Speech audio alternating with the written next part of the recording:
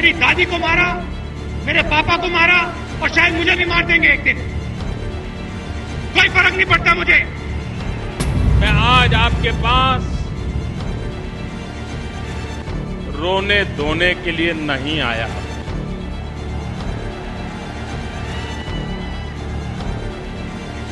न मैं आंसू बहाने आया और न ही मैं आंसू बहाने वालों की कोई कथा सुनाने आया। मैं आज आपके यहां आया हूं आपके आंसू पोंछने का विश्वास देने के लिए भाई।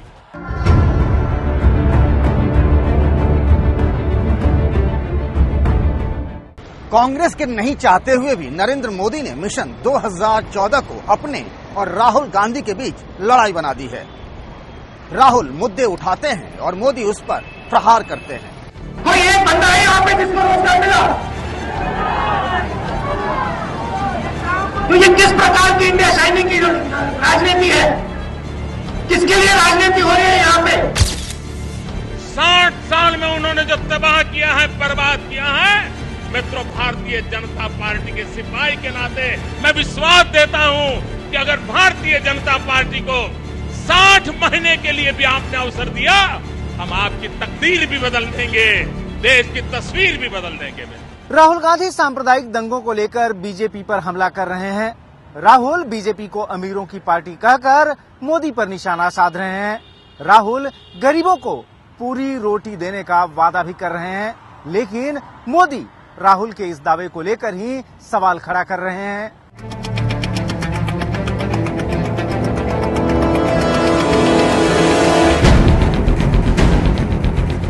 व्यक्ति विशेष में आज हम पता लगाएंगे क्या है राहुल गांधी के दावों की हकीकत। मेरे अपने जो सपने हैं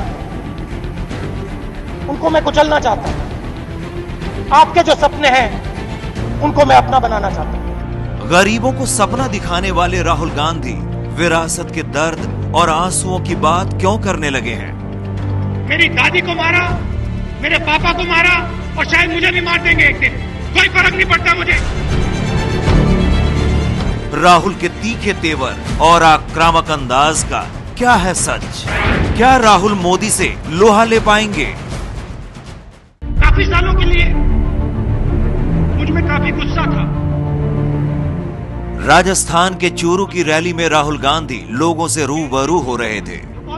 राहुल लोगों से अपनी कहानी बताकर सांप्रदायिक दंगों का दर्द सुना रहे थे। ये समझाने की कोशिश कर रहे थे कि सांप्रदायिक दंगों के जख्म को भरने में कितना वक्त लग जाता है। एक का नाम सतवंत सिंह, एक का नाम बेअंत सिंह, केहर सिंह, बलबीर सिंह, और इनको मैं जानता था, अच्छी तरह जानता था। एक ने मुझे बैडमिंटन खेलना सिखाया और दोस्ती थी, और काफी समय की दोस्ती थी और भरोसा था उनमें मुझ मेरा। उन्होंने कहा कि जब मेरी दादी मर गई मुझे बहुत गुस्सा आया। मैं शाहजादे को पूछना चाहता हूं, ये सच है कि सभी कांग्रेसियों को गुस्सा आया था? क्या ये सच है कि आपने और आपकी पार्टी के लोगों ने उस गुस्से में हजारों सिखों को जिंदा जला दिया था? राहुल गांधी एक बड़े भावुक किस्म के, आक्रामक किस्म के युवा नेता की छवि वो पेश करना चाह रहे हैं और उसमें कुछ हद तक वो कामयाब भी हो रहे हैं। वो शायद यही छवि चाहते हैं कि एक ऐसा युवा नेता जो दिल की अपनी बात कहता है, इस तरह की वो छवि चाह रहे हैं। उसमें मैंने पाया कि बहुत सारे लोगों को वो बात छू भी रही है। राहुल गांधी मध्य प्रदेश में विधानसभा चुनाव के प्रचार के लिए इंदौर में थे। उन्होंने अपने भाषण में यूपीए सरकार की ढेरों उपलब्धियों का बखान किया, मगर खबर बना वो बयान जिसमें उन्होंने मुजफ्फरनगर दंगों का जिक्र किया। मेरे कमरे में, ऑफिस में एक पुलिस का अफसर आया, इंटेलिजेंस का, और वो कहता है कि राहुल जी, मैं आपको क्या बताऊं, मुजफ्फरनगर में जो आग लगी है ऐसे 10-15 लड़के हैं, मुसलमान लड़के हैं, जिनके भाई बहनों को मारा गया है और पाकिस्तान से लोग उनसे बात करना शुरू कर रहे हैं। शाहजादे साहब, आपका जिम्मा है, वो कौन नौजवान है उनके नाम घोषित करो। और अगर नाम घोषित नहीं करते हो, किसी कौम पर इस प्रकार का इल्जाम लगाने से पहले आपका जिम्मा बनता है कि ISI, ये पाकिस्तान की खुफिया एजेंसी, हिंदुस्तान के उन कौन नौजवानों के साथ जुड़ी हुई है, उसके नाम घोषित करो। और अगर नाम नहीं है, हिंदुस्तान के उन नौजवानों की आप सार्वजनिक रूप से माफी मांगो। राहुल गांधी ने जो कहा उसका मर्म क्या है? बहुत सीधी सी बात है। सांप्रदायिकता समाज के किसी भी वर्ग की तरफ से हो, उसकी निंदा होनी चाहिए, उसका विरोध होना चाहिए। मुजफ्फरनगर दंगे के पीड़ित युवकों के ISI कनेक्शन वाले बयान पर नरेंद्र मोदी ने ही नहीं, समाजवादी पार्टी और BSP ने भी राहुल को घेरा। आखिर राहुल के इस बयान के पीछे कांग्रेस की क्या रणनीति है? दरअसल जो उन्होंने ISI और तमाम बातें करी, वो तमाम चीजें, चाहे वो इशरत जहां वाला मामला हो या तमाम, तो इंटेलिजेंस ब्यूरो, होम मिनिस्ट्री और जितने भी सरकारी तंत्र हैं, उमूमन वो यही कहते हैं कि दंगे के जो लोग, जो इंडियन मुजाहिदीन क्यों पैदा हुआ, जिस भी अगर आप कोई भी सरकारी डॉक्यूमेंट देखें तो उसमें ये तमाम इस तरह की तथ्य और जो रीजनिंग जो होती है वो ये दी होती है। हाँ, राहुल गांधी का कहने से लोगों को, मुस्लिम समुदाय लोगों को थोड़ा अच्छा नहीं लग रहा है, लेकिन उसमें उनकी नीयत के ऊपर लोग शक नहीं कर रहे हैं। जो टारगेट ग्रुप की अगर हम माइनॉरिटीज की बात करें तो उन्हें उसमें कोई बेचैनी नहीं है, सिर्फ राहुल गांधी के कहने का तरीका अलग है। अगर आपको एक अलग राय रखनी है खास तौर पर और गुस्से से उसको रखना है, तो किस तरह की भाषा का इस्तेमाल करना है, मेरे ख्याल से उस पर जरूर ध्यान देना चाहिए। ये जो मुजफ्फरनगर वाली बात की उन्होंने, जिसमें उसने ISI से जोड़ा, इस पर भी बहुत सारे सवाल उठेंगे। तो आप अपना आक्रमण रखिए, गुस्सा रखिए, लेकिन आक्रमण और गुस्से में आप ऐसी जगह न छोड़िए, फांके न छोड़िए जहां से विपक्ष आप पर हमला करे। आमतौर पर बाहें चढ़ाकर बड़े शांत तरीके से बात करने वाले राहुल गांधी आक्रामक हो गए। उनके भाषणों में आक्रामकता किस हद तक आ गई, इसकी झलक देखने को मिली।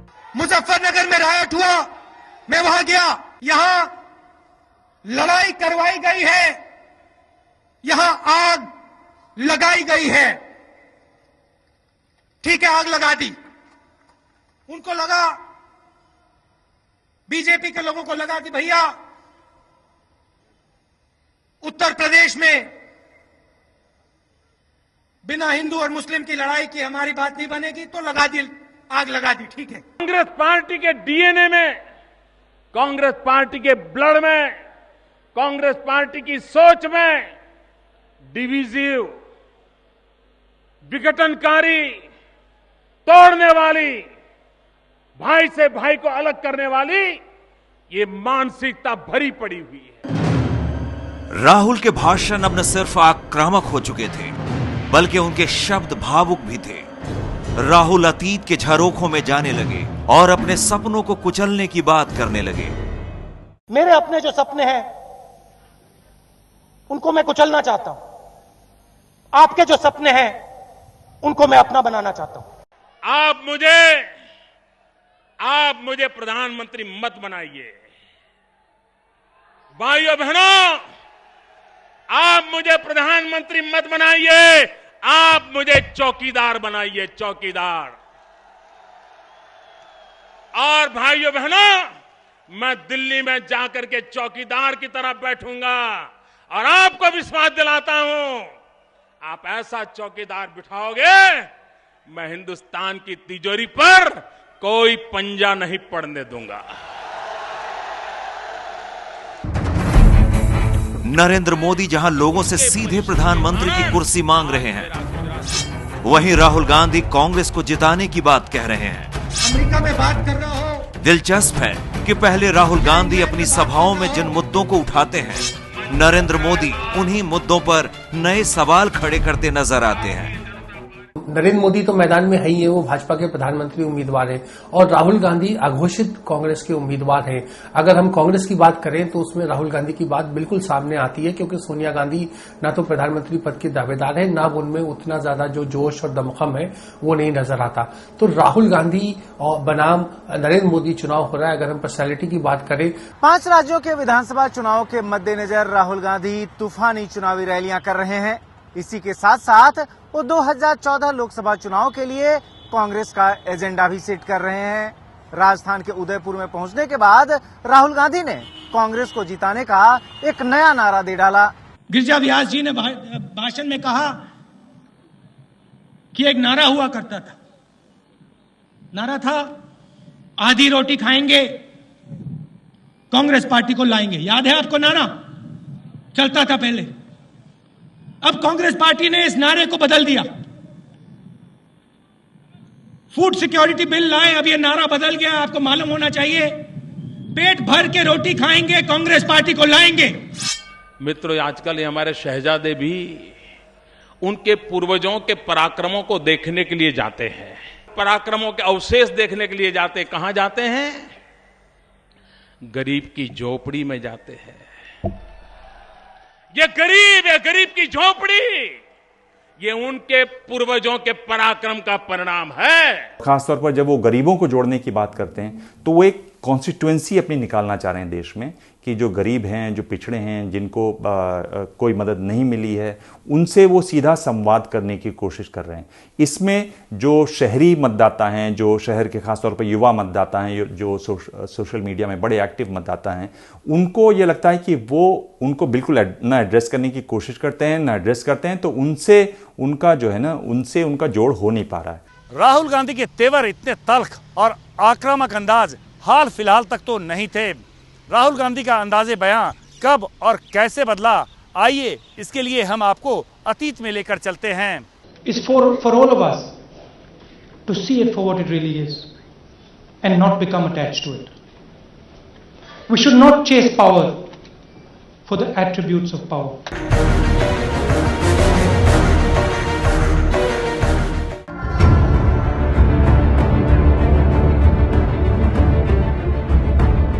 जनवरी का महीना था, जयपुर में कांग्रेस का अधिवेशन हुआ। राहुल कांग्रेस के उपाध्यक्ष बने थे।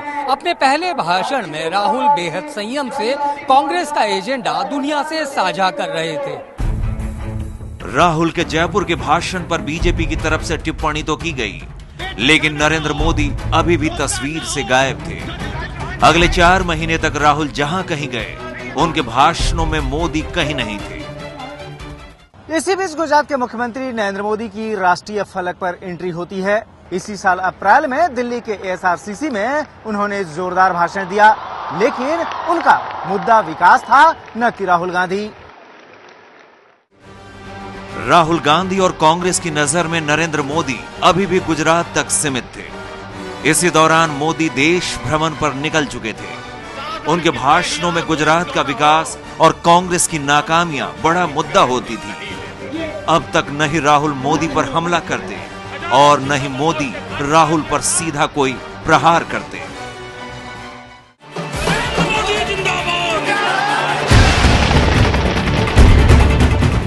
इस साल सितंबर में नरेंद्र मोदी को बीजेपी ने अपना प्रधानमंत्री पद का उम्मीदवार घोषित कर दिया और यहीं से बदले दोनों नेताओं के सुर।